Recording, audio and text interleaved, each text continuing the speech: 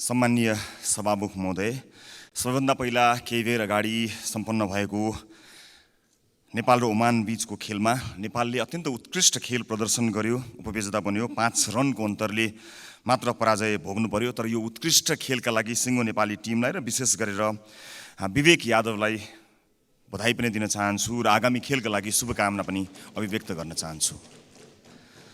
सम्माननीय सभामुख महोदय, समय कम छ, भन्नुपर्ने कुराहरू धेरै छन्। म यसलाई समेट्ने कोसिस गर्दछु। सबभन्दा पहिला रोस्टममा लामो राजनीतिक इतिहास भएका माननीय सांसदहरू, नेताहरूले यो देशको व्यवस्थाको, संविधानको अत्यन्त धेरै चिन्ता गरेको देखियो। यसलाई जोगाउनुपर्छ, यसलाई चाहिँ यो गुम्छ कि भनेर असाध्यै धेरै चिन्ता गरेको देखियो। तर म यहाँ एउटा कुरा स्पष्ट पार्न चाहन्छु के यो व्यवस्था, यो संविधान अरू कसैका कारणले खतरामा छ कि तपाईँ हाम्रै चरित्र, तपाईँ हाम्रै व्यवहारका कारणले खतरामा छ? यो कुरा छुट्याउन जरुरी छ। हामीले व्यवस्था जोगाउनलाई प्राथमिकता दिएको भए आज यो चिन्ता गर्नुपर्ने अवस्था आउने थिएन। आज हामी संविधान, व्यवस्था र प्रणाली जोगाइरहेका छौँ कि आफ्ना मान्छेहरू जोगाइरहेका छौँ? छातीमा हात राखेर सोच्नुपर्ने बेला आएको छ। यदि हामी प्रणाली जोगाइरहेका हुने थियौँ भने हामीलाई साँच्चै नै संविधान, मुलुक, जनताको चिन्ता हुन्थ्यो भने जेलमा बसेका मान्छेलाई कसरी छुटाउने, अनुसन्धानमा आफ्ना मान्छेलाई कसरी बचाउने भन्ने कुराको चिन्ता हुने थिएन। हामीलाई व्यवस्था जोगाउनु छैन, आफ्ना मान्छे जोगाउनु छ। निर्ममतापूर्वक मैले एउटा मात्र कानुन पास गरेर बिदा हुँदै गरेको संसदको अन्तिम दिनमा तितो बोल्नै पर्ने भयो। यो दुःखद कुरा हो। शान्ति प्रक्रियाको कुराहरू चल्यो। सरकार बनाउने बेलामा हिजो दुश्मन भनिएका दलहरू बिना कन्डिसन, बिना शर्त एक ठाउँमा उभिएको हामीले देखेका छौँ। कोशीकै उदाहरण दिँदा त सबै दल एकै ठाउँमा उभिएका छन्, महागठबन्धन भएको छ। आफ्नो सत्ता स्वार्थका लागि मिल्न सक्नुहुने, पीडितलाई न्याय दिने शान्ति प्रक्रियामा चाहिँ केले रोक्यो तपाईँहरूलाई? कसले रोक्यो? कहाँ रोकियो? हामी नयाँ दलले? ल बताउनुहोस्। अन्तर्राष्ट्रिय मान्यता अनुसार, मानवाधिकारका सिद्धान्त अनुसार पीडितलाई मध्यनजर राखेर यसलाई टुङ्ग्याउनमा कसैले पनि रोकेको छैन। रोकेको छ त यहाँहरूकै नियतले त्यसलाई सफा गर्नुहोस्। हामी नयाँ दलका रूपमा सदनमा आएका छौँ। हामी प्रक्रियागत रूपमा पीडितका पक्षमा रहेर यसलाई टुङ्ग्याउने कुरामा कहाँ सघाउनुपर्छ हामी तयार छौँ। यो कुरा स्पष्ट गर्न चाहन्छु। आरती शाह 140 दिनदेखि न्याय मागिरहेकी छिन्। तर यहाँहरू कसलाई न्याय दिन खोजिरहनु भएको छ? अपराधीलाई न्याय दिन खोजिरहनु भएको छ, त्यो पनि संविधान दिवसको दिनमा। कहाँ गएर व्यवस्थामा सङ्कट पैदा भएको छ यो कुरा जान्न जरुरी छ। सम्माननीय सभामुख महोदय, मैले दुःखका साथ भन्नै पर्ने हुन्छ, आफ्नो निर्वाचन क्षेत्रको 2-4 किलोमिटर बाटो पिच गर्न पाएपछि चुनाव जितिन्छ भन्ने एउटा लोभ र प्रक्रियामा हामीले यो देशको 150 वर्षको लागि बाटो बनाउने जुन जिम्मेवारी सांसदको पाएका थियौँ त्यो नै भुल्यौँ। खालि राजनीति एउटा चुनावबाट अर्को चुनावका लागि मात्र केन्द्रित भयो। त्यसो हुँदैन थियो भने यो लज्जास्पद अवस्था सृजना हुँदैन थियो। मात्र एउटा कानुन पास गरेर हामीले यति धेरै सांसदहरू सहभागी भएर यो अधिवेशनलाई अन्त्य गर्दैछौँ। देशको 150-200 वर्षको बाटो कोर्नका लागि जनताले पठाएका हामी आफ्नो क्षेत्रमा आफ्नो सरकारलाई प्रभावित पारेर आफ्नो क्षेत्रमा बजेट पार्नका लागि दौडेर सन्तुष्ट हुने भयौँ। त्यसकारणले मुलुक यो अवस्थामा आयो। मैले यो भन्नै पर्ने हुन्छ। सम्माननीय सभामुख महोदय, वैशाख 24, 2080मा सुरु भएको सङ्घीय संसदको बजेट अधिवेशन यसको अन्त्य हुँदैछ र 180 दिन बिचमा हामीले प्रतिनिधि सभाको 65 बैठकका लागि 61 दिन खर्चिएका छौँ र आज बाहेक 259 घण्टा 55 मिनट बैठक बसेका छौँ। यो समयको मात्र कुरा भयो। संसद चलेको दिन बैठकका लागि मात्र न्यूनतम 10 लाख खर्च हुन्छ भन्ने सुनेको छु र यस हिसाबले दोस्रो अधिवेशनमा 61 दिनका लागि न्यूनतम 6 करोड 10 लाख खर्च भएको छ। समय मात्रको कुरा छैन, पैसा पनि मनग्य खर्च गरेका छौँ हामीले। अहिले हामीले लिने तलबको कुरा बेग्लै छ। प्रत्येक संसद बैठकमा हामी सांसदले राष्ट्रिय महत्त्वका सहितका आफ्ना निर्वाचन क्षेत्रका विषय राख्दै आएका छौँ। कहिले मलिन भएर कहिले चर्को स्वरमा नागरिकका आवाज हामीले उठाउँदै आएका छौँ, दुःख पीडा भन्दै आएका छौँ, माग आवश्यकता जस्ताको तस्तै आफ्नो क्षमताअनुसार सुनवाई गराउने कोसिस गरेका छौँ। मन्त्रीदेखि प्रधानमन्त्रीसम्मलाई प्रश्न सोध्छौँ ताकि उहाँहरूबाट जवाफ आउन सकोस्, नागरिकलाई आश्वस्त पार्न सकियोस्। तर दुःखका साथ भन्छु, यो संसदले हामी जनप्रतिनिधिकै आवाज सुनेको छैन भने नागरिक तहको आवाज के सुन्थ्यो? सुनेको छैन। ध्यानाकर्षणका लागि हामीले उठाएका विषय मन्त्रीले आफ्नो नोटबुकमा टिप्न लायक सम्झन्छन् कि सम्झँदैनन् मलाई थाहा छैन, तर स्पष्ट जवाफ आएको मलाई सम्झना छैन। कुनै पनि सांसदले आफूले ध्यानाकर्षण गराएको विषय, राखेको गुनासो र सोधेको प्रश्नमा सरकारका तर्फबाट स्पष्ट जवाफ पाएको भए त्यसलाई संयोग मात्र माने हुने अवस्था छ। बरु यो सदनमा आरोप प्रत्यारोप चल्छ। राजनीतिक छेडखानी मात्र होइन, फौजदारी अभियोग नै दर्ज गराउनु पर्ने खालको आरोपको खेती हुन्छ। शीर्ष भनिएका नेताजीहरूको लामो भाषणमा कुण्ठा चल्छ, मिथ्याङ्कको विवरण खुल्छ, आत्मप्रशंसा र विपक्षीको निन्दाको लम्बेतान सिलसिला मात्र चल्दैन, शीर्ष भनिने ठानिए नेताहरूकै लहरमा संसद बन्धक समेत हुन्छ। संसदलाई नागरिकको आवाज मुखरित गर्ने थलो बनाउनै सकेका छैनौँ हामीले, र अर्कोतिर विधायकीय कामको गति र मति हेर्ने हो भने झन् टिठ लाग्दो अवस्था छ।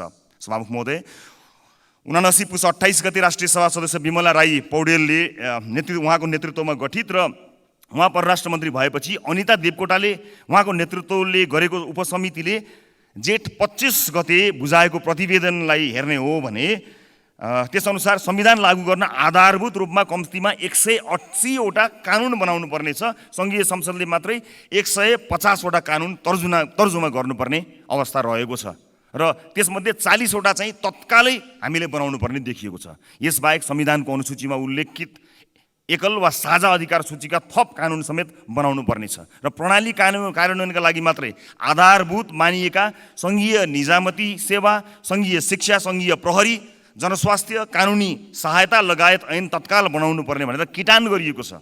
तर दोस्रो अधिवेशन प्रारम्भ भए यताको 6 महिनामा सङ्घीय संसदले बजेटसँग सम्बन्धित बाहेक मात्र एउटा कानुन बनायो। 6 महिनाको समय र करिब 6 करोड रुपियाँ खर्चिएर यो सदनले गर्यो, एउटा कानुन पास गर्यो। सम्मानित सभामुख महोदय, योभन्दा धेरै प्रभावकारी म टेलिभिजन सञ्चारकर्मी हुँदा हुने गर्दथेँ। नागरिकका समस्याहरू सुल्झाउने काममा योभन्दा धेरै प्रभावकारी काम गरेको मलाई सम्झना आउँछ। सम्मान्य सभामुख महोदय, हामीले यो अधिवेशनमा तत्काल छलफल चलाउनु पर्ने प्रकृतिका केही सङ्कल्प र जरुरी सार्वजनिक महत्त्वका प्रस्तावहरू पनि दर्ता गरेका थियौँ। यो सम्मानित सदनको पुनस्मरणका लागि मात्रै म त्यो विषयवस्तुहरू प्रस्तुत गर्न चाहन्छु। सभामुख महोदय, हामीले सङ्कल्प प्रस्तावका रूपमा सुमना श्रेष्ठ प्रस्तावक रहेको नक्कली भुटानी शरणार्थी प्रकरणबारे जेठ 1, 2080 मा सङ्कल्प प्रस्ताव दर्ता गऱ्यौँ। डेङ्गी रोग नियन्त्रण र रोकथामको उपचारबारे माननीय विराजभक्त श्रेष्ठबाट जेठ 21, 2080 मा सङ्कल्प प्रस्ताव दर्ता गऱ्यौँ। जरुरी सार्वजनिक महत्त्वको प्रस्तावका रूपमा सुन तस्करी प्रकरणबारे 16 सांसद प्रस्तावक रहेको र 4 समर्थक रहेको जरुरी महत्त्वको प्रस्ताव 10 साउनमा दर्ता गरायौँ। जरुरी सार्वजनिकको महत्त्वको प्रस्ताव म आफैले लम्की स्किन महामारी नियन्त्रणबारे 16 साउन 2080 मा दर्ता गराएँ। अर्को सङ्कल्प प्रस्ताव कैद मिनाहाको कानुनी प्रबन्ध दुरुपयोगबारे डिपी अर्याल, अशोक चौधरी, निशा डागी सहित 18 असोजमा हामीले दर्ता गरायौँ। एकातिर संसदले पर्याप्त बिजनेस पाएनन् भने अर्कोतिर हामीले दर्ता गराएका यी सङ्कल्प प्रस्ताव जरुरी सार्वजनिक महत्त्वको 5 वटा प्रस्ताव छलफलमै ल्याइएन, थन्काइयो। समय, सन्दर्भ र घटना केन्द्रित गम्भीर प्रकृतिका समेत रहेको यस्तो प्रस्तावहरूमा व्यवस्था लोकतान्त्रिक संसदले कल्पना गर्न सक्दैन। सभामुख महोदय, तर ठुला भनिने दलको सिन्डिकेट लादिने यो सदनमा हाम्रा प्रस्ताव कार्यसूचीमै चढेनन्। बेलैमा छलफल नचलाउँदा कतिपय प्रस्ताव अहिले असान्दर्भिक जस्तो लाग्छन्, तर समस्याको दीर्घकालीन समाधानका लागि यी प्रस्ताव ढिलो चाँडो छलफल चलाउनै पर्छ। यो संसदमा एउटा अर्को सन्दर्भ पनि उल्लेख गर्न चाहन्छु। सामान्य सभामुख महोदय, विद्यालय शिक्षा सम्बन्धी कानुनलाई संशोधन र एकीकरण गर्न बनेको विधेयक 2080 मा सैद्धान्तिक छलफल हुनुअघि जनताको राय समेत लिएर विधेयक परिष्कृत गर्नुपर्ने हाम्रो प्रस्ताव प्रतिनिधि सभाले अस्वीकार गर्यो। नागरिक र सरकारवालाको सुझाव नलिई कानुन बनाउने प्रवृत्तिका कारण विवाद आउने गरेकाले त्यो मस्यौदा जनताबीच लैजानुपर्ने रासोपाको प्रस्ताव थियो। तर सत्तापक्षको बहुमतको बलमा कानुन बनाउँदा जनताको राय लिने स्वाभाविक प्रक्रियालाई निरुत्साहित गरियो। सभामुख महोदय, कानुन बनाउँदा नागरिकको न्याय राय लिउँ भन्ने प्रस्ताव समेत बहुमतको बलमा पेलिदो रहेछ। कस्तो विडम्बना। नयाँ भएकाले संसदीय अभ्यास सिक्दैछौँ सभामुख महोदय, केही कमजोरी पनि भएका होलान्, तिनलाई आउँदा दिनमा सच्याउने छौँ। प्रारम्भिक सिकाइको यो चरणमा आइपुग्दा फेरि पनि भन्नै पर्ने हुन्छ कि यो संसद ठुला भनिएका 3 दल बाहेकका लागि अनुदार छ। यो भन्नै पर्ने हुन्छ सभामुख महोदय। समयको पाबन्दी छ, मलाई 1 मिनटको समय पाऊँ सभामुख महोदय। म केही चिज यहाँ जोड्न अनुमति चाहन्छु।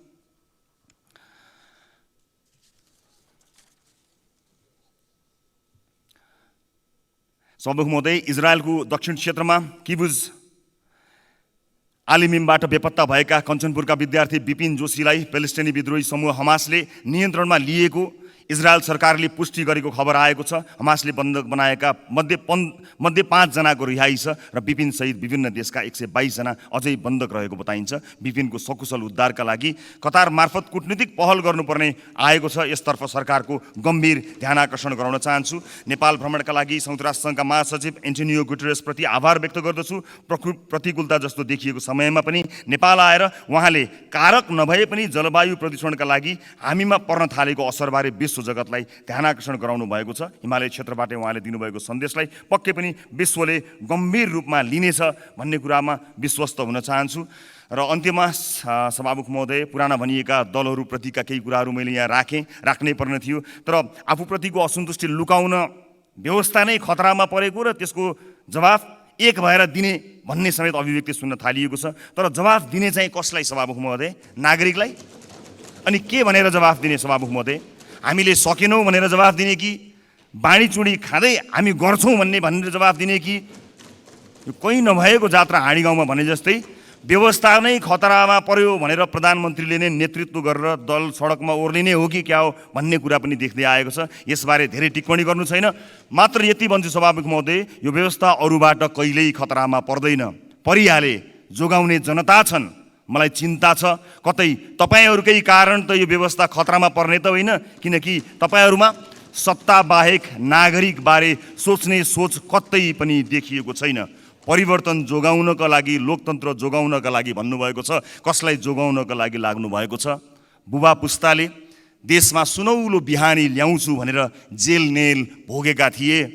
छोराछोरी पुस्ता सुन भित्र्याउनका लागि जेल नेल जाँदैछन्। लोकतन्त्र यसरी जोगिँदैन। गम्भीर हुनुपर्नेछ। लोकतन्त्रका आधारभूत सिद्धान्त र मान्यताहरूमा केन्द्रित रहेर प्रतिबद्ध हुनुपर्नेछ। यो सरकारले कतिवटा हाइवे बनायो, कतिवटा बाटाघाटा बनायो, कतिवटा विश्वविद्यालय बनायो, ठुला आयोजना कतिवटा सम्पन्न भयो, त्यसलाई आधार मानेर समर्थन र विरोध गर्नुपर्ने हुन्छ। म सरकारमा रहेका दलहरूलाई सत्ता जोगाउन सरकारलाई समर्थन फिर्ताको होइन, सरकारले कतिवटा आयोजना भनेको समयमा सम्पन्न गर्यो, कतिवटा कामहरू सम्पन्न गर्यो, त्यसका आधारमा समर्थन या विरोध गर्नको निमित्त हार्दिक अनुरोध गर्न चाहन्छु। र विदेश भ्रमणमा हाम्रो इज्जत बढ्यो भन्ने प्रतिक्रिया आएकोमा एउटा कुरा स्पष्ट पार्न चाहन्छु। देशको इज्जत त बढ्यो होला, तर इकोनोमी बढ्न सकेको छैन। इकोनोमीको रूपमा दुई छिमेकी राष्ट्रहरूले यति ठुलो प्रगति गरिसक्दा पनि आज छातीमा हात राखेर भन्नुहोस्, विदेशी दूतावासमा तपाईँ देशको योजना लिएर जानुभएको छ कि आफन्तको लागि, आफ्ना छोराछोरीहरूको लागि स्कलरसिपको योजना बोकेर जानुभएको छ? देशको नेतृत्व दुई छिमेकी देशहरूसँग आर्थिक उन्नतिको प्रस्ताव लिएर जान सकेको भए आज यति ठुलो उन्नति गरेका मुलुकहरूको छेउमा बसेर हामी यति धेरै हरेक सूचकाङ्कमा तल परेको गरिब देशमा बस्नुपर्ने थिएन। समयका लागि धेरै धेरै धन्यवाद दिन चाहन्छु सभामुख महोदय। र अन्त्यमा सहकारीहरूको समस्यालाई सामान्य रूपमा लिने हो भने धेरै मानिसहरूको बिल्लीबाट हुनेछ। कृपया यसलाई गम्भीरतापूर्वक लिइयोस्। सहकारी पीडित मानिसहरू सडकमा आएका छन्, यसलाई गम्भीरतापूर्वक लिएर समाधान गर्नतिर लागि सुनिरहेको छु।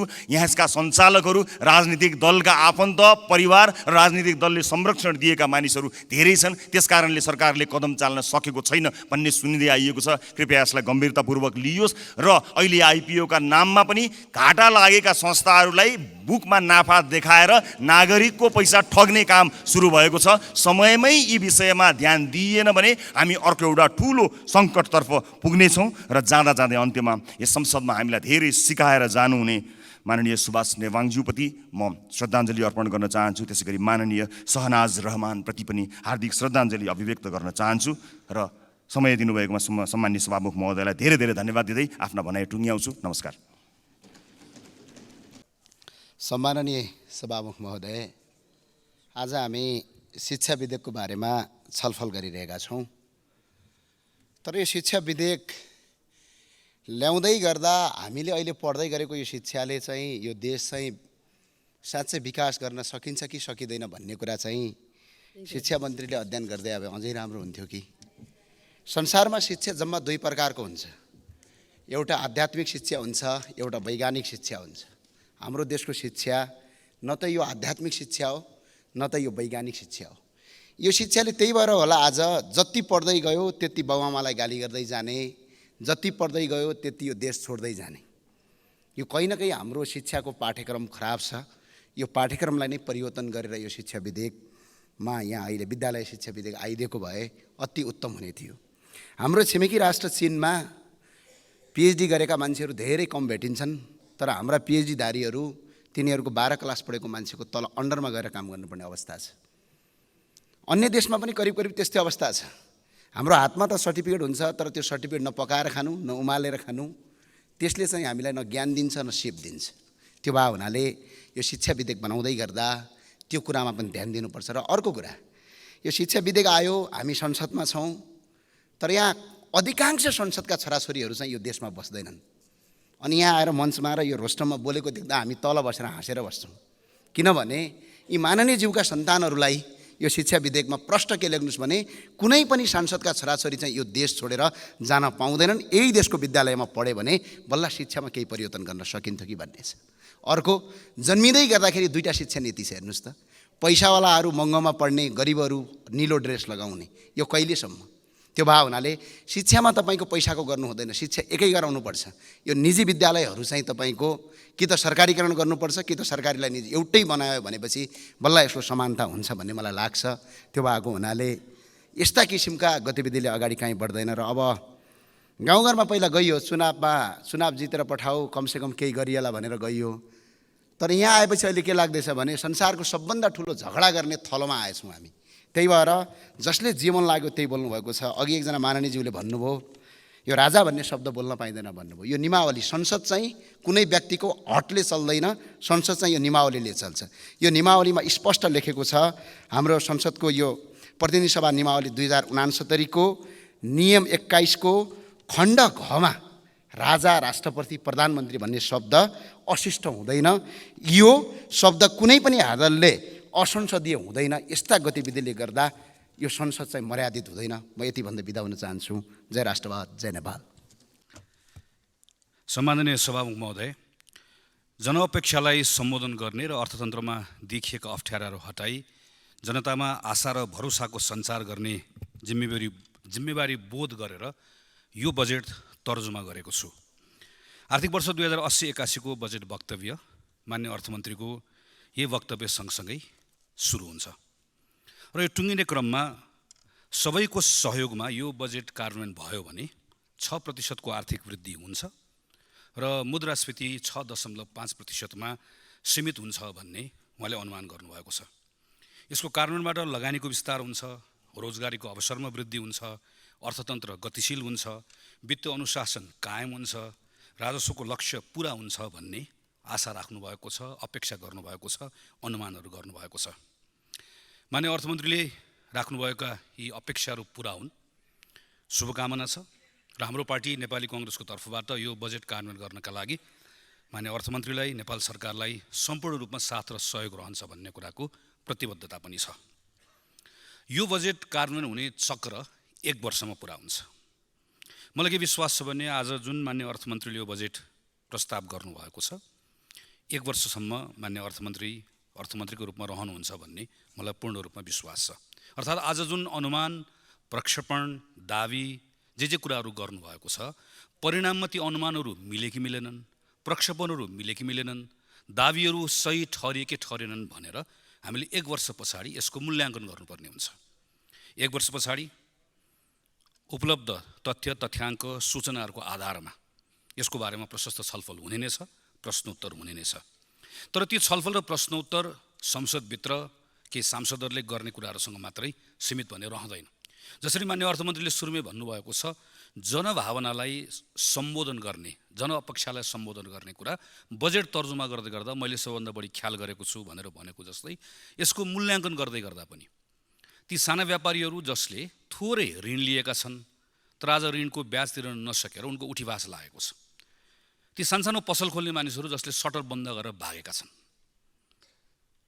त्यसै गरिकन सानसानो उद्योग सञ्चालन गर्नेहरू जसले अलिकति स्केल अप गर्नु भन्ने सोचेका थिए तर स्केल अप गर्ने कुरा होइन, भएकै आफ्नो माल सामानले बजार नपाउँदै गर्दा छोडेर हिँड्नुपर्ने अवस्था भएको छ। वा लामो समयदेखि स्थापित भएको ठुल्ठुलो उद्योग धन्दा कल कारखाना व्यापार जसले मैले आफूले अनुभव गर्दै गर्दा पहिलोपटक यति धेरै नैराश्यता व्यक्त गरिरहेको छ, उनीहरूले 1 वर्षभित्रमा बजेटको कार्यान्वयन हुँदै गर्दा कति अङ्क दिन्छन् भन्ने कुरा धेरै हदसम्म अर्थमन्त्रीको सफलता वा बजेटको सफलता त्यसले निर्धारण गर्छ। माने अर्थमन्त्रीले प्रस्तुत गर्दै गर्दा अर्थतन्त्र र बजेट प्रणालीमा देखिएका चुनौतीहरूलाई 7वटा बुँदामा व्यक्त गर्नुभएको छ। हाम्रो अर्थतन्त्रमा देखिएको जुन चुनौती अहिले हामीले बेहोरिरहेका छौँ यसका केही बाह्य कारणहरू छन् जो हाम्रो नियन्त्रणमा छैनन्, केही हाम्रा संरचनागत समस्याहरू छन्, त्यो एक रातमा सृजना भएको होइन। खास गरिकन केही समय खास अझ 15-20 वर्षदेखि नै हामीले जुन खालको अभ्यास गऱ्यौँ, जुन नीतिहरू लियौँ, त्यसको कारणले गर्दा सृजना भएका केही संरचनागत समस्याहरू र भूकम्प पछाडि, कोभिड पछाडि कतिपय कुराहरू बाध्यतामा, कतिपय पछिल्लो समय भएका लहरमा हामीले गरेका नीतिगत निर्णयहरूको कारणले गर्दाखेरि पनि आर्थिक गतिविधिमा शिथिलता आएको छ भनेर यसको समस्याहरू पहिचान गर्नुभएको छ। न्यून आर्थिक वृद्धि छ, रोजगारी पनि अत्यन्त कम सृजना हुन्छ, वर्षको 50-60 हजार जम्मा रोजगारी सृजना गर्छ। यो दुईटामा यदि मुद्रास्फीति अहिले अलिकति घटेको त छ तर अझै पनि यो सीमाभित्र आउँछ कि भन्ने बारेमा आशंका छ। यदि यो तीनटाको गठबन्धन भयो भने एकातिर न्यून आर्थिक वृद्धि, अर्कोतिर अत्यन्त कम रोजगारीको सृजना अनि अर्कोतिर मुद्रास्फीति यदि नियन्त्रणमा आएन भनेदेखि र तीनटाको गठबन्धन भयो भने यसको डरलाग्दो सामाजिक मूल्य तिर्नुपर्छ भन्नेतर्फ पनि अर्थमन्त्री सचेत देखिनुहुन्छ। हाम्रो साधारण खर्च बढ्दै गएको, पुँजीगत खर्च कम र कम प्रभावकारी भएको चिन्ता पनि जायज छ। बाह्य क्षेत्रमा केही कुराहरूको सुधार भएको छ, वास्तविक क्षेत्रमा पनि खास गरिकन पर्यटनको क्षेत्रमा केही सुधारका सङ्केतहरू देखिएका छन्। वित्तीय क्षेत्रमा पनि ब्याङ्कमा अहिले तरलताको अभाव छैन र बाह्य हामीले हेऱ्यौँ भने भारत र चीनमा संसारभरि देखिएको आर्थिक मन्दीका बावजुद पनि भारत र चीनको जुन आर्थिक गतिशीलता छ यसले हामीलाई केही आश्वस्त पारेको छ। अर्थमन्त्रीले पहिचान गर्नुभएको विषयहरू पनि ठिक छन्।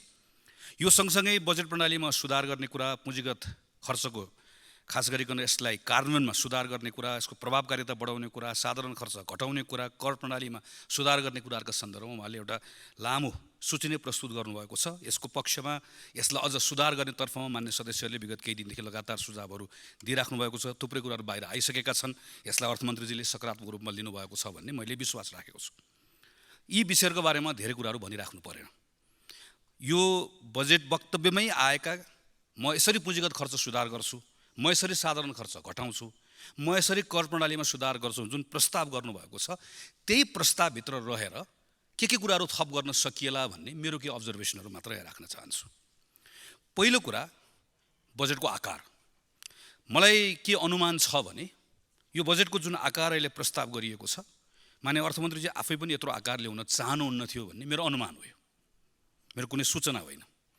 किनकि यो अवास्तविक छ भन्ने कुरा पक्कै पनि उहाँले राम्रोसँग बुझ्नु भएको छ। त्यसैले यहाँ अब प्रस्तुत भइसकेपछि यसलाई डिफेन्ड पनि गर्नु पर्यो। यो अवास्तविक छ भन्ने कुरालाई मनमा लागे पनि होइन भनेर भन्नुपर्ने स्थिति बन्छ। तर यसलाई कार्यान्वयन गरेर परिणाम लिएर आउने हो भने चाहिँ मेरो पहिलो सुझाव भनेको यो अवास्तविक छ भन्ने कुरालाई स्वीकार चाहिँ गर्नु होला। यो अवास्तविक छ, यसको आकार यत्रो हुनै सक्दैन थियो, अहिले आकार यस्तो हुन नसक्दै पनि आकार यत्रो बनाइयो भन्ने कुरा मानेर बजेटको कार्यान्वयन गर्न सुरु गरियो भने बजेटबाट अपेक्षा गरेका परिणामहरू प्राप्त गर्न सजिलो हुन्छ। होइन भनेदेखि भने यो अवास्तविक बजेटको आकारलाई बोकेर यसलाई डिफेन्ड गर्दा गर्दै यो सिरक यदि सानो हुँदै गर्दाखेरि माथि ताने तल पुग्दैन, तल ताने माथि पुग्दैन। कि त जिउलाई छुट्याउनु पर्ने हुन्छ कि सिरक बढाउनु पर्ने हुन्छ, दुईटै अवस्था हामीसँग रहँदैन। यसलाई पहिलो कुरा स्वीकार गर्नुपर्ने हुन्छ। दोस्रो कुरा, आगामी आर्थिक वर्षमा राजस्वको जुन लक्ष्य लिइएको छ, जसरी बजेटको आकार अनरियलिस्टिक छ, राजस्वको लक्ष्यका सन्दर्भमा पनि स्वाभाविक रूपमा यो पनि अनरियलिस्टिक छ। यो आर्थिक वर्षमा राजस्व जसरी उठिरहेको छ, अहिले जुन हामी संशोधन गरिसके पछाडि पनि जुन लक्ष्य लिएका छौँ त्यो पनि हाम्रो भेट्दैन। आज हामी जुन इन्स्ट्रुमेन्ट्सहरू प्रयोग गरेर राजस्व उठाइरहेका छौँ, हाम्रो जस्तो अवस्था छ। आर्थिक वर्ष त हाम्रो संविधान कानुनमा लेखिएको कारणले गर्दा बदली हुने हो।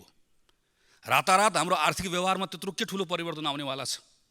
वा सरकारले अहिले प्रस्तावित गरेका जुन कुराहरू छ यसको परिणाम आउन पनि समय लाग्छ।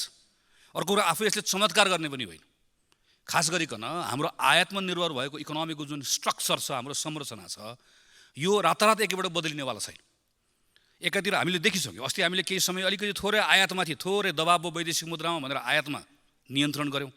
आयातमा नियन्त्रण गर्न साथै के भयो, वैदेशिक मुद्रा त सञ्चित त बढ्यो, तर हाम्रो राजस्व जुन हामीले उठ्ती थियो त्यो व्यापक रूपमा घट्यो। एकातिर ताने अर्कोतिर जान्छ। यस्तो अवस्थामा गएको 30-35 वर्षमा प्रत्येक वर्ष राजस्वको हाम्रो जसरी सङ्कलन बढ्दै गएको थियो, 30-35 वर्षको रेकर्डभन्दा फरक ढङ्गबाट हाम्रो गएको वर्षभन्दा राजस्वको सङ्कलन यो वर्ष घटेर गएको यो बेलामा 30% बढी हामी बढाउँछौँ भनेर जुन अनुमान गरिएको छ, यो अनुमानका आधारमा हामीले यो हुन्छ भन्दै काम गर्दै गयो भने पछिल्लो चौमासिकमा गएर यसले के गर्छ भने यसले व्यापक रूपमा दबाव बढाउँछ, जसको कारणले गर्दा विकासका कार्यक्रमहरू कटौती गर्नुपर्ने हुन्छ, जसले गर्दा बजेटको लक्ष्य फेरि हामीले भेट्न सकिन्न। त्यसैले सुरुदेखि यसका बारेमा पनि रियलिस्टिक हुन मेरो सुझाव छ। अर्को कुरा भनेको जुन अनुमान गरिएको छ केमा बढ्ला भन्दा हामीले VAT मा, आयकरमा, एक्साइजमा सबैतिर समान ढङ्गले 24.34% को वृद्धि हुन्छ भनेर भनेका छौँ। आजै मात्र मैले राजस्व सचिव रामप्रसाद घिमिरेको अन्तर्वार्ता पढेँ। त्यो अन्तर्वार्तामा उहाँ के भन्नुहुन्छ भने यो कमजोरी हो, गल्ती भयो भनेर भन्नुहुन्छ, तर यो साधारण हो भनेर भन्नुहुन्छ। सामान्य सभामुख मध्ये म यसलाई साधारण मान्न सक्दिनँ। 24.34% कै समान ढङ्गले जसरी यो बढ्छ भनेर अनुमान गरिएको छ, बजेटमा आइसक्यो। हाम्रो अभ्यास के छ, हामी सामान्यतया प्रस्तावित भएको कुरालाई बदल्दैनौँ, फेर्दैनौँ। तर यत्रो ठुलो कमजोरी भइसक्यो, अब के गर्ने यसलाई जस्ताको तस्तै राखेर कमजोरी हो भन्ने कुरा मानिसक्नुभयो सार्वजनिक रूपमा। यो कमजोरीलाई जस्ताको तस्तै राखेर यसलाई हामीले पारित गऱ्यौँ भने डे 1 बाटै हाम्रो राजस्वको अनुमान त मैले त अहिले अनुमानमाथि अनुमान गरेँ मिल्दैन है भनेर, तर यो त राजस्वको सचिव आफैले यो अनुमान गरेको कुरा आफैमा यसको आधार बनाउँदै गर्दा आधार ठिक भयो, तर जसरी राखेको छ गलत हो भनेर स्वीकार गरिसके पछाडि त यो त अनुमानको यात्रै सुरुबाटै हामीले गलत बाटोमा हिँड्ने भयौँ हामी। यसका सन्दर्भमा यसलाई कसरी सच्याउने हो, कसरी गर्ने हो, यसमा मान्य अर्थमन्त्रीज्यूको ध्यान जान आवश्यक छ। त्यसपछिको विषय भनेको पुँजीगत खर्चलाई प्रभावकारी बनाउने सन्दर्भमा 18वटा बुँदामा यहाँ प्रस्ताव गरिएको छ। म अर्थ मन्त्रालयलाई के कुरामा आग्रह गर्न चाहन्छु, 18 बुँदा ठिक छ एकदम, 18 बुँदा एकपटक अर्थ मन्त्रालय फेरि पढोस्। यो वक्तव्यमा राख्नको लागि ठिक छ, यहाँ एकदम ठिक कुरा पनि आएको छ। अब वक्तव्यलाई परिणाममा पुर्याउनको लागि कार्ययोजना बनाउन आवश्यक छ। एउटा बुँदा हुन्छ। उदाहरणको लागि प्रधानमन्त्री कार्यालय राष्ट्रिय योजना आयोगले ठुल्ठुलो आयोजनाहरू अनुगमन गर्ने भनेको छ। यो अनुगमन गर्ने कुरा पुरानै हो, सधैँभरि हुन्छ। अनुगमन गर्न जाने कुरा कस्तो हुन्छ मान्य सदस्यलाई थाहा छँदैछ, यो चाहिँ भ्याकेसनमा गएको जस्तो। छुट्टी जानु पऱ्यो भनेपछि अब के गर्ने त भन्दा एउटा आयोजनाको अनुगमन गर्न जाने भन्ने हाम्रो यस्तो एउटा परम्परा परिपाटी बसेको छ। योजना आयोगको साथीहरू, अर्थ मन्त्रालयका साथीहरू घुम्नु पऱ्यो भनेपछि ल अनुगमन जाने भन्ने छ। यसलाई कसरी बदल्ने हो, के बदल्छौँ जसले गर्दाखेरि पुँजीगत खर्चको प्रभावकारी यसको परिणाम आउनका निम्ति ठुल्ठुला आयोजनाहरूको काम गर्ने तरिका बदलिन्छ। कार्तिक महिनाभित्रमा ठेक्का व्यवस्थापन नगर्यो भनेदेखि भने विनियोजित रकम चाहिँ रोक्का गर्न सकिने भनियो, यसलाई स्वैच्छिक बनाइयो। बरु यसलाई सर्टेन क्राइटेरिया राखेर यति कुरा पुरा गऱ्यौ भने तिम्रो विनियोजित रकमको ठेक्का लागेन भने पनि तिमीलाई मैले ग्रेस दिन्छु, तिमीलाई गर भन्न सक्छु। तर यति कुरा गरेनौ भनेदेखि भने चाहिँ म अनिवार्य रूपमा जान्छ भनेर भनिएन भने, अब अर्थ मन्त्रालयले कार्यविधि बनाउ त्यसो भनेन भने मैले अहिले अनुमान लाउन सक्छु वा ठोकुवा गरेर भन्न सक्छु प्रत्येक मन्त्रालयले अर्थमन्त्रीलाई आएर यो कारणले गर्दाखेरि हो भनेर एउटा पनि ठेक्का विनियोजित रकम रोक्न सकिने अवस्था बन्दैन। आयोजना प्रमुखको छनौटको मापदण्ड बनाउने भने कसले बनाउने हो, कहिले बनाउने, यो पनि प्रत्येक वर्षको बजेटमा हामी सुन्दै आएका छौँ। कसरी बनाउने, आयोजना त सबै अर्थ मन्त्रालय अन्तर्गत छैन, कहाँ गएर बनाउने, कसरी बनाउने, यस्ता थुप्रै विषयहरू छन्। 18वटा बुँदामा म बुँदाका रूपमा जान्न, प्रत्येक बुँदालाई अर्थ मन्त्रालयले एकचोटि रिरिड गरोस्, फेरि पढोस्। त्यसको आधारमा अर्थ मन्त्रालय आफैले गर्नुपर्ने कुरा के हो छेउको तालिकामा लेखोस्, अर्को कुन मन्त्रालयले गर्नुपर्ने छेउको तालिकामा लेखोस्, त्यसपछि मात्र अपेक्षित परिणाम आउँछ। चौथो कुरा, यो बजेटमा यो प्रस्तावित बजेटमा केही कानुनहरूको संशोधनको कुरा गर्छ। जस्तो उदाहरणको लागि जग्गाको हदबन्दी, खास गरिकन निर्यातमूलक उद्योग सञ्चालन गर्ने कुराको सन्दर्भमा, सूचना प्रविधिको क्षेत्र र नवप्रवर्धनको उद्योगहरूमा अलिकति लचिलो श्रम नीति बनाउनलाई श्रम ऐनको संशोधन गर्ने कुरा। त्यस्तै गरिकन वनको खास गरिकन हामीहरू जब रुखको कटानी गर्छौँ त्यही बेलामा सम्पूर्ण कुरा एकैपल्ट गर्ने गरिकन EIA मा संशोधन गर्ने कुराको, जग्गा प्राप्ति ऐन खास गरी आयोजनाको लागि जग्गा प्राप्तिको कुरा लामो समयदेखि यसको बारेमा छलफल भएको। मैले नै संसदमा आएदेखि जग्गा प्राप्ति ऐनको संशोधन गर्ने भनेको चाहिँ सुनेको 12 कि 14 वर्ष भयो। प्रत्येकचोटि आउँछ यो, अनि प्रत्येकचोटि यसमा हामी बोल्छौँ। 12-13 वर्ष लगातार बजेट पल्टायो भने प्रत्येक वर्ष यो परेको देखिन्छ। सार्वजनिक खरिद ऐन हामीले यति पटक नियमावली संशोधन गरिसक्यौँ कि अब नियमावली संशोधन गर्ने कि मूल ऐनमा जाने, यसमा पनि ऐन नियमावली दुईटै कुरा लेखिएको छ। यस्ता केही ऐनहरू संशोधन गर्छु, सङ्घीय कृषि ऐन, सङ्घीय शिक्षा ऐन, सङ्घीय निजामती ऐन, बौद्धिक सम्पत्ति कानुन सम्बन्धी ऐन, भन्सार ऐन, स्वार्थको द्वन्द्व सम्बन्धी ऐन लगायतको ऐनहरू चाहिँ म नयाँ बनाउँछु भनेर यसमा भनिएको छ। यो हाम्रो विधेयक बनाउने, ऐन बनाउने तरिका कस्तो हुन्छ? मन्त्री परिषदबाट स्वीकृति लिएर सम्बन्धित मन्त्रालयले बनाउनुपर्छ। अब शिक्षा मन्त्रालयले सङ्घीय शिक्षा ऐन बनाउने कुरा प्राथमिकतामा राखेन। उसले प्राथमिकतामा राख्यो तर संसदले प्राथमिकतामा राखेन। पार्लियामेन्ट्री कमिटीले यसका बारेमा चाहिँ अलिकति यसको समयको महत्त्व मानव बुझ्दिएन। ऐन समयमा बन्दैन। ऐन समयमा बनेन भने बजेटको लक्ष्य कसरी प्राप्त हुन्छ? त्यसैले अर्को कुरा अहिले हेर्नुपर्ने कुरा भनेको पार्लियामेन्टलाई कन्फिडेन्समा लिने कुरा र जुन जुन मन्त्रालयले ऐन बनाउनु पर्ने तत्त मन्त्रालयलाई पनि सँगसँगै लिएर हिँड्ने कुरा अर्थ मन्त्रालयको लागि त्यत्तिकै आवश्यक छ। पाँचौँ कुरा, पुँजीगत खर्चको कम भयो भन्ने कुराको सन्दर्भमा असाध्यै कम चर्चा हुने गरेको तर एकदमै महत्त्वपूर्ण विषय भनेको चाहिँ राज्यको समग्र क्षमताको कुरा पनि हेर्नुहोस्। मेरै निर्वाचन क्षेत्रमा यस्तो एउटा दुई ठाउँमा यस्तो बोटलनेक बाटोहरू छ जुन बाटो बन्दै त्यो त्यहीँ गएर त्यो रोकिएको छ। त्यो किन रोकियो भनेर यसो कसैले गएर हेर्न गयो भने सिधा थाहा भइहाल्छ कि त्यहाँ कसैले मुद्दा हाल्नुभएको छ। मुद्दा सम्मानित अदालतमा जान्छ। अदालतले वर्षौँ फैसला गर्दैन। अदालतले वर्षौँ फैसला नगरिदिइसकेपछि के हुन्छ? हामीले जुन पुँजीगत खर्च भनेर भन्छौँ, अदालतले फैसला नगरिदिँदाखेरि त्यो पुँजीगत खर्च हुने कुरा प्रभावित हुन्छ। अख्तियारले समयमा निर्णय नगरिदिँदा प्रभावित हुन्छ। हाम्रो ओभरसाइड एजेन्सिजहरूको कामसँग पनि हाम्रो पुँजीगत खर्च जोडिएको हुन्छ। यसमा पनि हामीले ध्यान पुर्याउनु पर्ने छ। कसरी गर्ने हो त? यो वर्ष हामी कसरी अदालतसँग, अख्तियारसँग, यी लगायतका संस्थाहरूसँग, यी निकायहरूसँग हामी काम गर्छौँ, जसको कारणले गर्दा हाम्रो पुँजीगत खर्च पहिलाको भन्दा अझ बढी रिजल्ट आउने अवस्था हुन्छ। त्यसपछिको विषय भनेको अरू मन्त्रालय। एउटा मन्त्रालय थुप्रै मन्त्रालयका आफ्नो क्षेत्रगत कार्यक्रमहरू भए। त्यो मन्त्रालयको राजनीतिक नेतृत्व मन्त्रीसँग छ, सचिव हुनुहुन्छ। मैले वर्षमा योभन्दा अघिल्लो पटक पनि धेरै पटक भनिसकेको दोहोऱ्याउँदिनँ। यही मन्त्रालयको बजेटभित्र परेका कतिपय कार्यक्रमहरूको कार्यविधि समेत पनि नबनाइकन सकिन्छ हाम्रो। अहिले कार्यविधि बनाउने कुरा त क्यालेन्डरमा तोकिएको छ, तर मलाई डर के लागेको छ यो पटक कार्यविधि जे बन्छ कार्यान्वयन हुँदैन। किन कार्यविधि बनाउने पो क्यालेन्डर आयो त, कार्यविधिको काम गर्ने कुरा नगरे पनि भयो। त्यो मन्त्रालय, प्रत्येक मन्त्रालय, अर्थ मन्त्रालय सँगसँगै एउटै पेजमा कसरी आउने, अर्को महत्त्वपूर्ण कुरा यो हुन्छ। त्यसपछिको अर्को कुरा भनेको निजी क्षेत्र। निजी क्षेत्रको मैले हेरेँ, यसपालि सबै कुरा पढिरहेको छु। खास गरी स्वदेशी निर्माण सामग्रीकै प्रयोग गर्ने कुरा, हदबन्दी सम्बन्धी कानुनको संशोधन गर्ने कुरा, वैदेशिक लगानीको सीमालाई पुनर्विचार गर्ने कुरा लगायतका कुराहरूलाई उहाँहरूले प्रशंसा गर्नुभएको छ। तर कर नीतिमा अस्थिरता देखियो, जसको कारणले गर्दा लगानीको अवस्थालाई यसले नकारात्मक ढङ्गले प्रभावित गर्यो भन्ने उहाँहरूको गुनासो मात्र होइन, उहाँहरूको यसमा ठुलो प्रश्न छ। अर्थ मन्त्रालयले कसरी उहाँहरूलाई आश्वस्त बनाउँछ? कतिपय जस्तो हुन हामीले हेऱ्यौँ, यतिवटालाई भ्याटको छुटको सूचीबाट हटाइयो, ब्ल्याङ्केटमा हेर्दै गर्दा ठिक सुनिन्छ। जस्तो उदाहरणको लागि टिकटिङको क्षेत्रमा काम गर्ने ट्राभल एजेन्सीको साथीहरू के भन्नुहुन्छ भनेदेखि यो जस्ताको तस्तै लागू भयो भने हामीहरूको 100औँ ट्राभल एजेन्सीहरू बन्द हुने अवस्थामा आउँछ भनेर भन्नुहुन्छ। 1 खरबभन्दा बढी नेपालमा अन्डा र कुखुराको क्षेत्रमा, मासुको क्षेत्रमा लगानी छ। अहिले कस्तो एउटा आएको छ, हामी पशु मन्त्रालयले के भन्छ भने सकेसम्म मासु चाहिँ फ्रोजन गरेर खाऊ भनेर भन्छ। तर हामीहरू के गर्छौँ? हामीले अहिले कस्तो ल्याएको छौँ भनेदेखि टुक्रा पारेर काटेर मासु बेच्यो भने चाहिँ त्यसले त्यो चाहिँ भ्याटबाट छुट पाएको छ। तर फ्रोजन गर्यो भनेदेखि त्यो फ्रोजन मासुमा चाहिँ भ्याट लगाउने भनेर ल्याइदिएको छ। यसबाट खास गरिकन कुखुरा अन्डाको क्षेत्रमा काम गरेको साथीहरू आतङ्कित हुनुभएको छ। कतिपय कुराहरू सायद चाहिँ अर्थ मन्त्रालयले थप छलफल गर्नु पनि आवश्यक होला। उदाहरणको लागि आलु प्याज, यहाँ पनि लामो छलफल भएको छ। आलु प्याजमा भ्याट लगाउँदै गर्दाखेरिको पक्कै पनि सोचेको कुरा भनेको स्थानीय कृषकहरूलाई उसको उत्पादनले बजार पाउँछ, मूल्य पाउँछ भन्ने कुरा होला।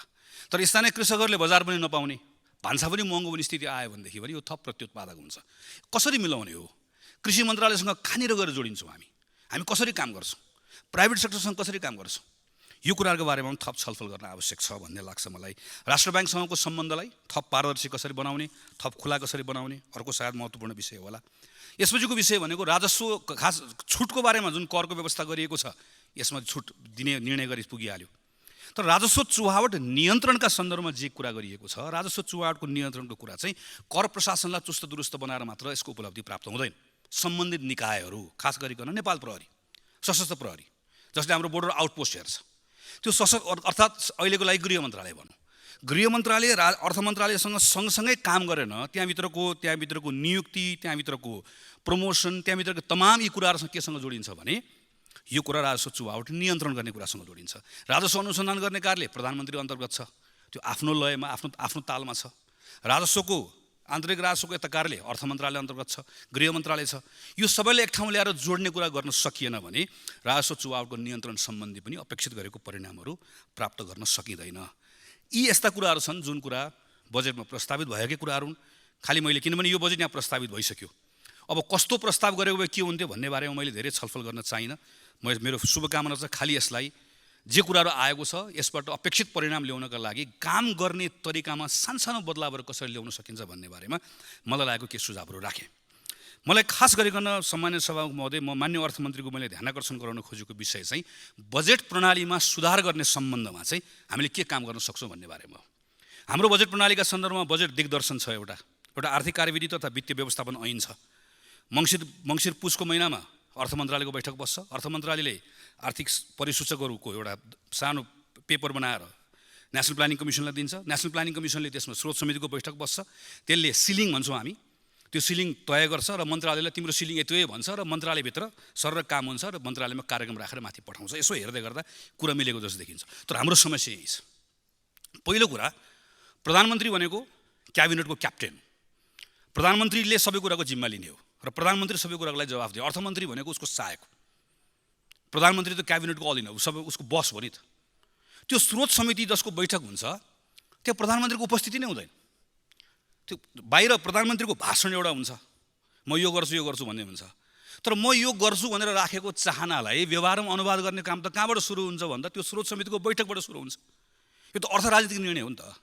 त्यहाँनिर हो अर्थ मन्त्रालयले, नेसनल प्लानिङ कमिसनले त्यतिखेर कहिलेकाहीँ राजनीतिक व्यक्तित्वहरू बहकिन खोज्यो भने हाम्रो अहिले भुक्तानीको सन्तुलन यति छ, हाम्रो ऋणको अवस्था यस्तो छ, यहाँ यो छ, यहाँ छ, यो छ भनेर त्यसलाई चेक गर्ने हो। तर मूल निर्णय गर्ने भनेको त पोलिटिकल मान्छेले हो नि त। तर त्यहाँनिर हाम्रो पोलिटिकल इन्भल्भमेन्ट हुँदैन, सक्यो। त्यसपछि सिलिङ हुन्छ। सिलिङ भएपछि कहाँ जान्छ? मन्त्रालयमा जान्छ। हेर्नुहोस्, मन्त्रालयमा त अझ हालत के हुन्छ? मन्त्रालयमा त मन्त्रीजी त्यो बैठकमा प्रायः बस्नुहुन्न। नबसेर कहाँ पठाइन्छ भने यसो कर्मचारी बसेर तल सम्बन्धित विभागहरू जसले खर्च गर्ने निकाय युनिटहरू हुन्छ त्यो युनिटमा पठाइन्छ। अनि त्यो युनिटको कर्मचारीहरू बस्नुहुन्छ र पुरानोमा भर्नुहुन्छ र भरेर माथि आएर बजेट तयार हुन्छ। सबैभन्दा बढी काम कहाँ हुनुपर्छ? मन्त्रालयमा जब सिलिङ जान्छ, सिलिङ गएपछि मन्त्रीजी बस्ने र मैले भनेको एकपटक प्रधानमन्त्री पनि बस्नुपर्छ। जस्तो उदाहरणको लागि शिक्षा मन्त्रालयमा यो वर्ष 40 अरबको बजेट हो भनेपछि बजेटको अङ्क पो 40 हो त। यो वर्ष एजुकेसनमा के अचिभ गर्ने हो भन्नको लागि त प्रधानमन्त्री बस्नु पर्यो, शिक्षा मन्त्री बस्नु पर्यो, सचिव बस्नु पर्यो, अर्थ सचिव बस्नु पर्यो, अनि त्यहाँ 3-4 दिन सघन छलफल हुनु पर्यो। त्यसपछि टुङ्गाएपछि पो तलको कर्मचारीले काम गर्ने हो। हामी त तलको कर्मचारीले भर्दै आउनुहुन्छ, जसलाई हामी LMBS भनेर भन्छौँ। अझ पछिल्लो समय त के हुन थालेको छ भने अर्थ मन्त्रालयको उपसचिव बस्नुहुन्छ। उपसचिवले बोलाएको मिटिङ भएको हुनाले गर्दा मन्त्रालयको सचिव पनि जानुहुन्न आजभोलि त। मन्त्रालय उपसचिवमा त जानुहुन्छ। अनि मन्त्रालय उपसचिव बसेर एउटा कार्यक्रम बनाउने चलन हुन्छ, जसले गर्दा के हुन्छ? पोलिटिकल अनरसिप हुँदैन। पोलिटिकल अनरसिप नभएकोले गर्दाखेरि रिजल्ट आउँदैन। अहिले हाम्रो बजेट निर्माणको एकदमै धेरै ठुलो समस्या यो सँगसँगै अर्को कुरा, करको दरको हेरफेरको बारेमा व्यापक चर्चा म डिटेलमा जान्न चाहन्न। यति एउटा कुरा गरौँ भन्ने लाग्छ, रेभेन्यू बोर्ड बनाऊ। राजस्व बोर्ड बनाइसकेपछि यसले एक्जिक्युटिभको काम पनि गर्छ, यसले एडभाइजरीको काम पनि गर्छ र राजस्व बोर्ड बनाएपछि के गरौँ भने करको दरको बारेमा यसरी प्रस्ताव गर्दै गर्दा करको दर हेरफेर गर्न पाइन्छ। हेर्नुहोस्, नभए विधेयक किन ल्याउने? तर एउटा करको दर हेरफेर किन गरेको? औचित्य के हो? मैले छुट दिएँ भने त्यो छुटको भार कति पर्यो? छुट हटाएँ भने त्यो हटाउँदै गर्दा छुट दिँदै गर्दाखेरिको जुन उद्देश्य राखिएको थियो त्यसमा फरक कति लिएर आयो? मैले त्यसको अध्ययन, त्यसको एभिडेन्स के हो? कुन प्रमाणको आधारमा मैले छुट दिएँ? चाहे त्यो विद्युतीय गाडीको बारेमा होस्, चाहे जेसुकैको बारेमा होस्, एभिडेन्स के हो? अध्ययन कहाँ भयो? के को आधारमा गरियो? पार्लियामेन्टमा ल्याउँदै गर्दाखेरि यी सबै कुरा ल्याउनुपर्छ। यति कुरा गर्न सकियो भने बिस्तारै हामी पर्फर्मेन्स बजेटिङ, जुन खास गरी पछिल्लो समय विकसित देशहरूले सुरु गरेका छन्, त्यतातिरको हाम्रो पाइलाहरू हामीले बिस्तारै सार्न सक्छौँ। रातारात गर्न सकिँदैन, तर बजेट प्रणालीमा सुधार गर्ने कुरा एकदमै धेरै महत्त्वपूर्ण छ। र अन्त्यमा अब यति गरिसकेपछि के गर्नुपर्छ? अब हामी सांसदहरूले पनि हाम्रो भूमिका यहाँनिर खोज्न आवश्यक छ। खास गरिकन हामी के गर्छौँ? बजेट आयो, यो जस्ताको जस्तै पास हुन्छ। नीति कार्यक्रम अस्ति भनिसक्यो हामीले, बजेट क्यालेन्डर फेरौँ। हेर्नुहोस्, बजेट क्यालेन्डर फेरिसकेपछि के हुन्छ? नीति कार्यक्रम ल्याउने कुरा बजेटको सिद्धान्तको कुरा मात्र होइन। फागुन महिनामा अघि मैले भनेको प्रधानमन्त्री र मन्त्री बस्नुभयो र तत्त मन्त्रालयको छलफल गर्नुभयो भने त्यही फागुन महिनामा सम्बन्धित संसदको विषयगत समितिमा बजेटको प्रारम्भिक खाका पार्लियामेन्ट्री कमिटीमा आउँछ। पार्लियामेन्ट्री कमिटीमा व्यापक छलफल हुन्छ। त्यो व्यापक छलफल भएपछि त्यहाँ कतिवटा कानुन संशोधन गर्नुपर्ने कुरा भने त्यही छलफल हुन्छ। र अब मन्त्रीजीले भोलि गएर पार्लियामेन्टलाई फकाइराख्नु पर्दैन। किन पर्दैन? किनकि संसदीय समिति पनि त्यहाँभित्र आएको हुनाले गर्दा उसले भोलि कानुन संशोधन गर्ने कुरामा मद्दत गर्छ र चैत्र र वैशाखमा बजेट कार्यान्वयन गर्नलाई चाहिने सबै कानुनहरू पारित भइसक्छ र बजेट कार्यान्वयनको एउटा रिजल्ट आउन सक्छ। यसको लागि कानुन बनाउनु पर्ने छ। म मान्य सांसदज्यूलाई आग्रह गर्न चाहन्छु हामी यसमा काम गरौँ। त्यसपछिको अन्तिम कुरा भनेको हेर्नुहोस्, हाम्रो सबभन्दा महत्त्वपूर्ण कुरा भनेको सरकारले हामीलाई भन्यो म यसमा खर्च गर्छु, हामीले पास गरेपछि सरकारले अनुमति पायो अथवा पर्समा यति पैसा हामीले भनिदियौँ, तर कहाँ खर्च गर्छु भनेको छ, खर्च गरे कि गरेन, खर्च गर्छु भने अनुसारको परिणाम आयो कि आएन भनेर सोध्ने खोज्ने काम कसको हो? हाम्रो हो। हामी गर्छौँ त गर्दैनौँ, किन? हामीसँग गर्ने क्षमता हुँदैन, स्वाभाविक हो। यसको लागि 30वटा भन्दा बढी देशहरूले के बनाएका छन् अहिले? फिस्कल वाचडग भनेर बनाएका छन्। उदाहरणको लागि बेलायतमा अफिस अफ बजेट रेस्पोन्सिबिलिटी भन्छ, क्यानाडामा पार्लियामेन्ट्री बजेट कमिटी भनेर भन्छ, कोरियामा national assembly for budget office भनेर भन्छ। यसले के गर्छ? जस्तै बेलायतमा वर्षको 2 पटक इन्डिपेन्डेन्ट अफिस हुन्छ। यसले यस्तो बजेट डकुमेन्ट उसले पढ्छ, पढेको आधारमा कति कुरा पुरा भयो कति कुरा पुरा भएन भने वर्षको 2 पटक संसदमा यसले प्रस्तुत गर्छ अनि व्यापक संसदमा छलफल हुन्छ। अनि संसददेखि के हुन्छ? सरकार डराउँछ। किन? अब त के हुन्छ, यो ल्याएपछि संसदसँग सरकारसँग बहुमत छ, जस्ताको जस्तै पास भइहाल्छ, डराउनै परेन, बिचमा कसैले पनि खोज्दैन, डराउनै परेन। त्यस्तै गरी क्यानाडामा त अझ के हुन्छ, क्यानाडामा त अझ एउटा एमपीलाई समेत पनि वर्षभरिमा यो बजेटको डकुमेन्टमा कुनै कुरामा प्रश्न गर्न मन लाग्यो भने, डेटा चाहियो भने इन्डिपेन्डेन्ट अफिस हुन्छ, त्यो अफिसले अध्ययन गरेर सम्बन्धित सांसदलाई बताइदिन्छ। यो किन चाहिन्छ भने हाम्रो बजेटका सन्दर्भमा बजेट पनि अर्थ मन्त्रालयले लिएर आउँछ, यसको समीक्षा पनि अर्थ मन्त्रालयले लिएर आउँछ। अनि हामीहरूसँग सीमित ज्ञान हुन्छ, सीमित सूचना हुन्छ, यसको आधारमा हामी यहाँ उभिएर आएर बोल्दै गर्दाखेरि कुण्ठा पोख्छौँ, गाली गर्छौँ, तर तथ्याङ्कले गर्दा समात्नुपर्ने ठाउँमा समात्न सक्दैनौँ, जसले गर्दाखेरि अनि हामी के हुन्छ बिस्तारै गएर अनि हामीहरूको अवस्था यी साथीले चर्चा गर्नुभएको जस्तै नागरिकहरूलाई मैले अन्यथा भन्न खोजेको होइन, नागरिकहरूले हामी सांसदहरूले बजेट निर्माण लगायतका यी यावत कुराहरूमा व्यापक र प्रभावकारी ढङ्गले काम गरिरहेको नदेखेको हुनाले गर्दा, त्यो भूमिका हामीसँग छ तर हामीले त्यो सृजना नगरेको हुनाले गर्दा उनीहरूले त्यसपछि हामीसँग के गर्छन्? मन्दिरको गजुरको लागि पैसा माग्छन्, इनार खन्न पैसा माग्छन्। किनभनेदेखि भने संसदमा त हामी यहाँ टेबल ठोकेको मात्रै देखिरहेको हुन्छ हुन्न भने मात्रै देखिरहेको हुन्छ। अर्थ मन्त्रालय वा सरकार हामीसँग डराइरहेको देखिरहेको हुँदैन। स्रोत केमा खर्च गर्ने, कसरी खर्च गर्ने, यावत कानुन बनाउने अधिकार हामीसँग छ, त्यो अधिकारको हामीले प्रयोग गरिरहेका छैनौँ। त्यो अधिकारको प्रयोग नगरेको हुनाले गर्दा सरकारले हामीलाई हेप्छ वा सरकारले बरालिन्छ, जे गरे पनि हुन्छ भन्छ, किनकि पार्लियामेन्ट्री सिस्टममा सरकारसँग जहिले पनि बहुमत हुन्छ र हामी कहाँ क्रस पार्टी काम गर्ने धेरै प्रचलन पनि छैन। त्यसैले मान्य सदस्यहरूले मेरो आग्रह चाहिँ यो आर्थिक वर्ष अलिकति हामीले काम गर्ने, यो बजेट त पास भएर जान्छ, कति कुरा सचिएला, तर यो वर्षभरि हामीले काम गऱ्यौँ भने, केही नयाँ कानुनमा काम गऱ्यो भने अर्को वर्षदेखि चाहिँ हामी यहाँ आएर बोल्ने, यहाँ आएर चाहिँ एकदम ठुलो कुरा गर्ने, लास्टमा त्यहाँ गइसकेपछि चाहिँ यसो एकजना मन्त्रीजीले यसो कुनातिर हेरेर यसो खल्तीमा सानो चिरकटो हालिदिएर मन्त्रीजी यसपालि यो चाहिँ पारिदिनु पऱ्यो भनेर भन्नुपर्ने हालत हामी सबैको किन भएको छ भनेदेखि भने चाहिँ हाम्रो हातमा भएको अधिकार हामीले प्रयोग नगर्दा यस्तो हालत भएको। हाम्रो हातमा भएको अधिकार हामी प्रयोग गरौँ त। हामी यो सबै कानुनहरू बनाउने विषयका सन्दर्भमा सही ढङ्गले यसलाई संसदको खास गरिकन हाम्रो ओभरसाइट एजेन्सीका रूपमा जुन हाम्रो दायित्व हो, हाम्रो अधिकार हो, त्यो अधिकारको हामीले प्रयोग गऱ्यौँ भनेदेखि भने बजेट निर्माण प्रणाली पनि सुधार हुन्छ, बजेटको परिणाम ल्याउने कुराको सन्दर्भमा पनि संसदको भूमिका पनि बढ्छ र हामी विधायकहरू, हामी सांसदहरू जे कामको लागि आएको हो त्यसो हामी अरू काममा हामी लाग्नु पर्दैन। त्यसपछि नागरिकले पनि हामीलाई तिमीले यो गरेनौ भनेर धेरै कुरा भन्न हुन्न। किन हुन्न भने उहाँहरूले हामीले गरेको देख्नुहुन्छ र सरकार, संसदले बनाएको सरकार जसलाई हामी पैसा खर्च गर्ने अख्तियारी दिन्छौँ, त्यो प्रत्येक पल हामीसँग डराउँछ। हामीले प्रश्न गर्छौँ भनेर ऊ हामीसँग डर पनि हामीसँग हुन्छ, भर पनि हामीसँग हुन्छ। अहिले भर मात्रै छ, पास भइहाल्छ, भर परेको छ, डर छैन। किन छैन भने जान्छन् कहाँ, आइहाल्छन् चिरकटो बोकेर, मन्त्रालय आउँछन्, काहीँ न काहीँ आउँछन्, धाउँछन् भन्ने अवस्था छ। यसलाई बदल्न सकिने हामीसँग अधिकार छ, हाम्रो अधिकारको प्रयोग गरौँ, यही कुराको आग्रह गर्दै र यो आर्थिक वर्षमा जुन उद्देश्यका साथ बजेट ल्याउनु भएको छ ती उद्देश्यहरू पुरा हुन् शुभकामना व्यक्त गर्छु। धन्यवाद। जय नेपाल। धन्यवाद। सभामुख महोदय, यो विद्युत विधेयक 2080 आएको छ, यो आउनु राम्रै हो, तर यो आउँदाखेरि जसरी आउनुपर्ने त्यसरी चाहिँ आएन जस्तो लाग्छ। यो काशी जाने कुत्तीको बाटो समातेर आए जस्तो लाग्यो। समग्र अर्थतन्त्रको चलायमान बनाउन, अर्थतन्त्र जेनेरेट गर्नका निम्ति ऊर्जा क्षेत्र संसारभरिकै महत्त्वपूर्ण कुरा हो। हाम्रो ऊर्जा क्षेत्र कति महँगो छ, किन, त्यसलाई सरलीकृत कसरी गर्न सकिन्छ, नेपाली प्रवर्धकहरूलाई, उत्पादकहरूलाई कसरी प्रमोट गर्न सकिन्छ र विदेशीहरूसित गरिने सम्झौता गर्दा जहिले पनि नेपाली जनमत, नेपाली मन त्रसित हुनुपर्ने कुरालाई कसरी खण्डित गरेर सुनिश्चित गर्न सकिन्छ, यसतर्फ ध्यान दिएको जस्तो देखिएन।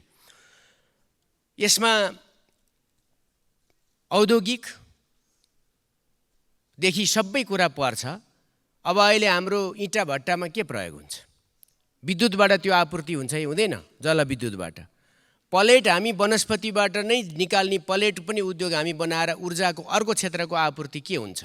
वातावरणीय सन्तुलनको कुरा पनि यसमा सँगसँगै हुन्छ। होटेलदेखि पर्यटनसम्मका कुरा छन्, कार्बन उत्सर्जनका कुरा छन्। स्थानीय तहमा किन विवाद भइरहेको छ? किन जब परियोजना जान्छ विवाद किन हुन्छ? उनीहरूको हक कसरी सुनिश्चित गर्छौँ? क्षतिपूर्ति मात्र दिन्छौँ कि उनीहरूलाई सेयर होल्डर बनाउँछौँ? यी चिजहरू कैयौँमा ध्यान पुगेको देखिँदैन। त्यसैले माननीय मन्त्रीज्यूले यसलाई गम्भीरतापूर्वक लिनुहोस्, ताकि एउटा लगानीको, सुरक्षाको, प्रवर्धनको वातावरण बनोस्। सँगै अर्को पनि कुरा छ, विद्युत प्राधिकरण उत्पादक पनि आफै, व्यापार प्रवर्धक पनि आफै, नियमनकर्ता पनि आफै, लाइसेन्स चाहिँ जारीकर्ता पनि आफै। यो खालको कुरा र होल्डिङ्स कम्पनीहरू कति खोलेको छ जो नियमनभन्दा बाहिर पारिएको छ, यी चिजहरूलाई कसरी हेरिन्छ, कसरी लिइन्छ र यसलाई कसरी जोडेर अगाडि लान सकिन्छ, मिलाएर लान सकिन्छ। व्यापार मात्रै भनेर हुँदैन, व्यापार भनेर हुँदैन। प्रसारण लाइनको अवस्था कस्तो छ? किन उत्पादकहरूले किनेको चाहिँ उत्पादन गरेका चिज केन्द्रीय प्रसारण लाइनमा जोडिएको छैन? किन अहिले पनि काठका धरापयुक्त पोलहरू राखेर हामी गाउँठाउँमा काम गरिरहेका छौँ? यी चिजहरूलाई पनि कसरी व्यवस्थापन हुन्छ? किटानीका साथ आउनु राम्रो हुन्छ, तजविधि अधिकारहरू अलि धेरै राख्नु राम्रो होइन, किनभनेदेखि त्यसले जता पनि फर्किने वातावरण दिन सक्छु। सभामुख महोदय, म डबल समय लिन चाहन्न। समाजवादको आधारशिला निर्माण गर्ने भन्ने छ र यो क्षेत्र सबैभन्दा महत्त्वपूर्ण छ, किनभनेदेखि यही चिज हो हामी कति राज्यको कुल आम्दानीको, कुल गृहस्थ उत्पादनको कति पैसा ऊर्जामा खर्च गरिरहेका छौँ। भारतसित किन्ने नै कुरामा पनि हामीले बेच्दा सस्तो, उसित किन्दा महँगो कति गुणाले फरक परेको छ। यो अहिले नै यसमा नै एउटा कुरा प्रष्ट पारेर राख्नुपर्छ। अर्को, वैदेशिक 100 मेगावाट मात्रै भन्दा बढी मात्रै के भन्छ, बढीमा चाहिँ विदेशी चाहिने भन्ने छ। त्यति कमजोर हो भने सरकारले भन्नु पर्यो नेपालको अर्थतन्त्र चौपट भयो। कति लाग्छ 100 मेगावाट उत्पादन गर्न? नेपाली प्रवर्धकहरूले त्यो गर्न सक्छन् कि सक्दैनन्? हामीले यो कुरालाई पनि हाम्रो लगानीकर्ताहरूलाई पनि आत्मविश्वास गरिदिनुपर्ने एउटा स्थिति हुन्छ। अब व्यापारको कुरा बडा रमाइलो छ, एकै सेकेन्ड सक्छु। नेपाल विद्युत प्राधिकरणले वितरण गरेको बिल तिर्नको निम्ति 200 रुपियाँको बिल तिर्नको निम्ति आज उपभोक्ताहरूले 800 देखि 1000 रुपियाँ खर्च गर्न अन्त जानुपर्छ। किन पालिकामै गर्न सक्दैनौँ? संहिता भने होइन, संहिता आँगनमा सरकार, सेवा, डेलिभरी, त्यो खोइ यी चिजहरूमा पनि ग्यारेन्टी गरियोस्। त्यसैले सबै कुराहरूमा के छ भन्दाखेरि टिटेर जाँदा एकदम राम्रो हुन्छ, नत्र भनेदेखि चाहिँ अलमल जस्तो पर्ने हुन्छ। यी चिजहरूलाई पनि अलिकति विचार गरियोस् भन्ने लाग्छ। र हाम्रो टोटल ऊर्जा खपतको अवस्था, त्यसमा लागतको अवस्था र त्यसमा उपभोक्ताले पाएको लाभको अवस्था, हाम्रा उत्पादकहरूको लगानीको अवस्था, राष्ट्रिय अर्थतन्त्र निर्माणको निम्ति समाजवादी बाटो तय गर्नका निम्ति यसलाई एउटा आधारशिलाको रूपमा लिएर अगाडि बढौँ, राम्रै हुन्छ। तपाईहरू पटक पटक त्यही मन्त्रालय सम्हाल्नु भएको छ, अरूको पनि लिएर जानु होला। हामीले दिने सुझाव हो, अब यो विषयगतमा चाहिँ पछि संशोधनमा जानु पर्ला, किनभने 3 मिनटमा के हुँदै हुँदैन यो छलफलै नौटङ्कीपूर्ण लाग्छ। धन्यवाद। अध्यक्ष महोदय, मैले मकवानपुर जिल्लाको मानव निर्मित ताल कुलेखानी जलविद्युत जलाशय यसको संरक्षण गर्न जरुरी भएको छ। यसमा धेरै माटोहरू जमेर त्यो ड्याम अत्यन्त खतरायुक्त अवस्थामा पुगेको छ। भूकम्पको कारणले पनि त्यो खतरामा छ। यदि त्यो ड्याम तलमाथि पर्यो भने सर्लाही रौतहटसम्मका जनतालाई र ठुलो बाढीको अथवा चाहिँ धनजनको क्षति हुन जान्छ। जलाधार क्षेत्र बज्रबाराई, चितलाङ, मार्खु, फाखेल, दामन, पालुङ, टिस्टुङ, थाहा नगरपालिका लगायतको क्षेत्र जलाधार क्षेत्र हो। त्यो जलाधार क्षेत्रको निम्ति सरकारको ध्यान पुगेको छैन। त्यहाँ वन जङ्गलहरू जुन प्रकारले चाहिँ नि संरक्षण गर्नुपर्ने हो, त्यहाँ निर्माणका कार्यहरू, सडक निर्माणका कार्यहरू, त्यहाँ उत्खननका कार्यहरू जस प्रकारले चाहिँ संवेदनशील भएर गर्नुपर्ने हो त्यसमा ध्यान पुगेको छैन। त्यस कारणले हाम्रो मकवानपुर जिल्लाको सिस्नेरी, कुलेखानी लगायतका सम्पूर्ण गाउँहरू त्यो चाहिँ कारणबाट बडो चाहिँ भयावह स्थिति हुन सक्ने अवस्था छ। त्यसैले तत्काल नेपाल सरकारको सम्बन्धित निकायको ध्यान त्यहाँ गएर त्यो जलाशयको संरक्षण, सम्वर्धन, सम्भार, मर्मत गर्नुपर्ने कामको ध्यान आकर्षण गर्दछु। दोस्रो कुरा मैले के भन्ने जस्तो लाग्छ भने जसले जे काम गर्नुपर्ने हो त्यसले त्यो काम नगर्ने, जसले जे काम गर्नुपर्ने होइन त्यसले त्यो काम गर्ने, यो कस्तो चलन चलाइयो। संसदले कानुन बनायो, के भनेर कानुन बनायो? कसैले अपराध गर्छ भने अनुसन्धान गर्ने निकाय तोकिदियो। त्यो अनुसन्धान गर्ने निकायलाई कानुन यही संसदले बनायो। अनुसन्धान गर्ने निकाय छुट्टै छ, अभियोजन गर्ने निकाय पनि छुट्टै छ। यही संसदले कानुन बनायो, अभियोजन तिमीले गर भन्यो, अनि मुद्दा हेर्ने र ठहर गर्ने निकाय पनि अर्कै छ। त्यो न्यायालय भनेर यही संसदले कानुन बनायो। यस्तो हुँदाहुँदै ट्याप्प एउटालाई एउटा कुरा भन्ने, ठ्याक्क यीबाट सजाय गर्ने, तत्काल चाहिँ राजीनामा दिनु पर्यो भन्ने, तत्काल सजाय हुनु पर्यो भन्ने, तत्काल थुन्नु पर्यो भन्ने के भने आयो? आफै कानुन त्यस्तो बनाउने, आफैले ऐन नियम बनाउने, अनि आफैले चाहिँ नि संसदले त्यस्तो भन्न मिल्छ? संसदले यति भन्न सक्छ, सरकार खबरदार, फलानुले चाहिँ नि गल्ती गरे हुन सक्छ, अनुसन्धान गर्ने अधिकारी म होइन, अभियोजन गर्ने अधिकारी म होइन, मुद्दा दायर गरेर ठहर गर्ने अधिकारी पनि म होइन। त्यस कारणले त्यसलाई तत्काल अनुसन्धान गरियोस्, तत्काल अनुसन्धान गरेर दोषी को हुन् त्यसलाई ठहर गरियोस् पो भन्न पर्ने हो। यति कुरो पनि सभा अध्यक्ष महोदय मैले यहाँ बोल्नुपर्ने अवस्था होइन, तर के गर्ने बाध्यता छ, यस्तै बोल्नुपर्ने परिस्थिति आएको छ। त्यस कारणले किन बोल्नु पर्यो भन्दा संसदको गरिमा बढाउन बोल्नु पर्यो, संसदले बनाएको कानुनलाई कार्यान्वयन गर्नको निम्ति बोल्नु पर्यो, आफ्ना आफ्ना क्षेत्रले काम गर्नु पर्यो। मलाई उल्का भोग लाग्यो भनेर आँखाले भात खान सक्छ? खान त मुखैले पर्यो नि। अनुसन्धान गरेर मैले संसदले सक्छ? त्यस कारणले यतातिर ध्यान आकर्षण गर्न चाहन्छु। थुनामा बसेको मान्छेलाई चुनाव लड्न पाइने भनेर कानुन सर्वसम्मतले सदनले बनायो। थुनामा बसेको मान्छे चुनाव लड्न पाइन् कि त्यस्तो कानुन नबनाउने भन्न सक्नु पर्थ्यो। अदालतले ठहर नगरेको मान्छेलाई अपराधी भन्न पाइँदैन भनेर यही सदनले कानुन बनायो। अब अपराध ठहर नभइकन फलानु मान्छे अपराधी हो भनेर संसदमा म जस्तो सांसदले भन्न मिल्छ? त्यस कारणले पनि म अध्यक्ष महोदय मार्फत सम्पूर्ण सम्बन्धित निकायको ध्यान आकर्षण गर्न चाहन्छु। अब अर्को कुरा गजबको छ, निर्मला पन्त एउटा बिचारी हाम्री चेली जसको बलात्कार र हत्या भयो त्यसको छानबिन गर्नुपर्ने, तर प्रहरी निर्दोषलाई मुद्दा लगाउन खोज्छ, प्रमाण नष्ट गर्छ। त्यसलाई आजको दिनसम्म पनि फौजदारी अभियोगमा प्रमाण नष्ट गर्ने अभियुक्तलाई हुन सक्ने कानुनी कारबाही किन सरकार गर्दैन? त्यसलाई कानुनी कारबाहीमा ल्याएपछि अनि मुद्दाको अनुसन्धान बल्ल सुरु हुन्छ, नत्र त्यस्ताले अप्ठ्यारो पारिराखेका हुन्छन्। मुद्दाको अनुसन्धान गर्नको निम्ति हामीले सजिलैसँग अनुसन्धान गर्न सकिन्छ। न्यायाधीश बम हुनुहुन्थ्यो, सर्वोच्च अदालतको न्यायाधीश, देउसै सहर काठमाडौँमा डेङ्गे गोली हानेर पक्लक्क टक्क मारिदिए। पत्ता लगाउन कति महिना लाग्यो त्यो सरकारलाई?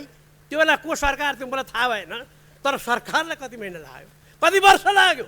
हो, कोही मुद्दा अनुसन्धान गर्न केही वर्ष लाग्ला, तर निरपराधीलाई मुद्दा लगाउन पाइन्न। निरपराधीलाई मुद्दा लगाउन कोसिस गर्ने, प्रमाण नष्ट गर्ने अभियुक्त ती चाहिँ बरु अपराधी हुन्। तिनीहरूलाई चाहिँ कठघरामा ल्याउनु पर्ने कुरामा आजसम्म सरकारले त्यो काम गरिरहेको छैन। त्यसै कारणले मेरो फेरि पनि भन्छु, म उपसमिति समिति संसदमा छ, त्यसको काम के हो? हामीले कस्तो बनाएको छौँ?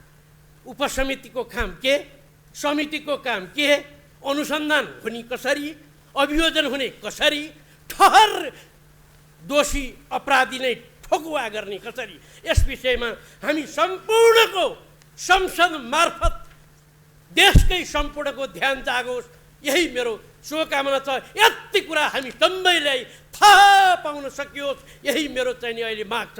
सभामुख महोदय, अब अहिले यो बर्खे सेसन हामीले समाप्त गर्दैछौँ।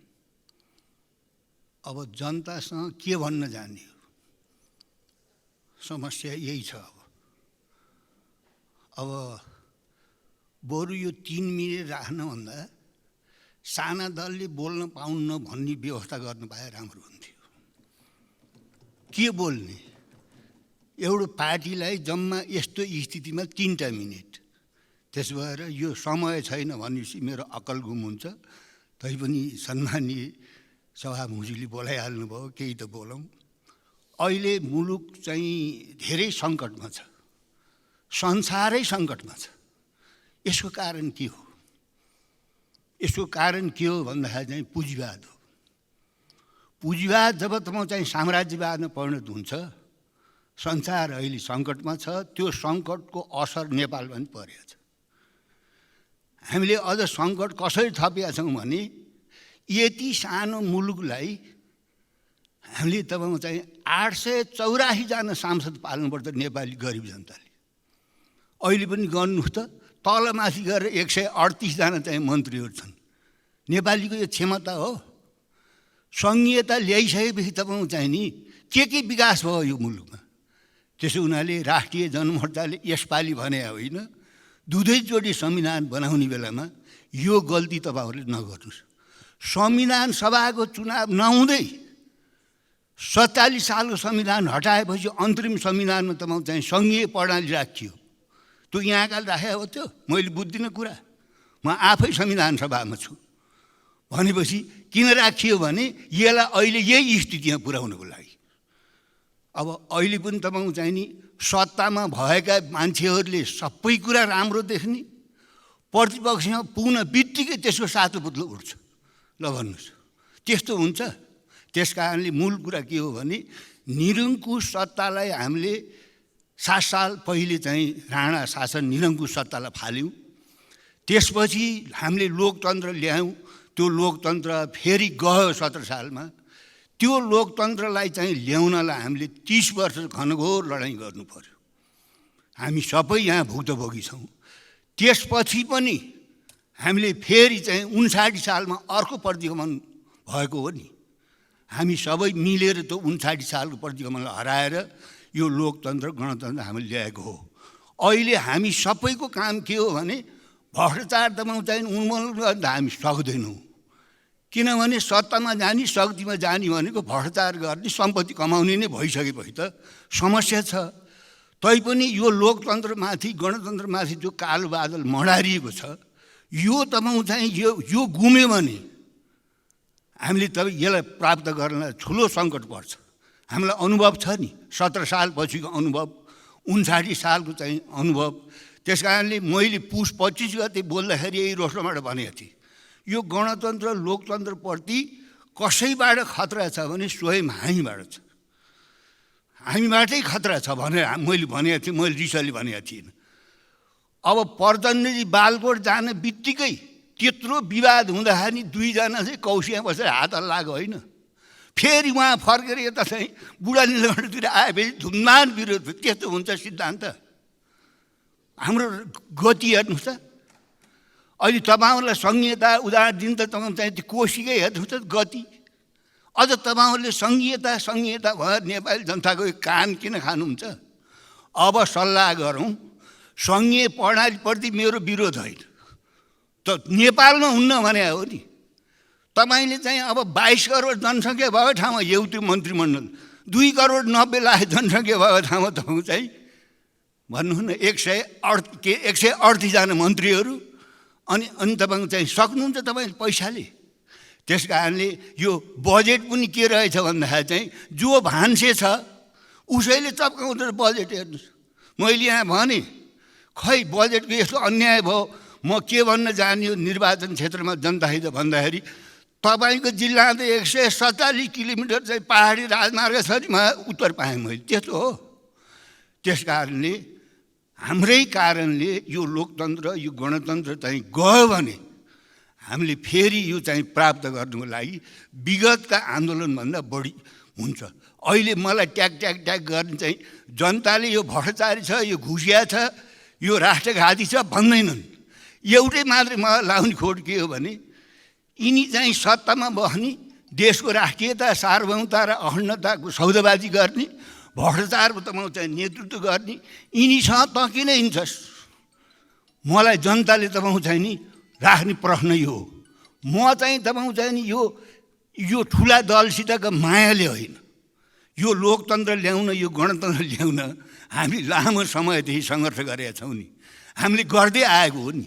त्यस कारणले हामी आफै तपाईँ चाहिँ करेक्सन नभइकन हामीले आफ्नो मूल्याङ्कन आफै गर्नुपर्छ।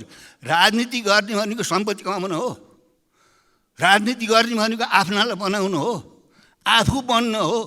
यहीँनिर छ। हुन त यो संसदीय व्यवस्थाको यो चरित्र पनि हो। हेर्नुहोस्, किनभने उहिले कार्ल मार्क्सले भनेको थियो नि, टाँठा बाठा हो संसदमा जाने, अब त्यहाँ चाहिँ गफ गर्ने अखडा हो। त्यसै त भनेको थियो, वैज्ञानिक विश्लेषण हो।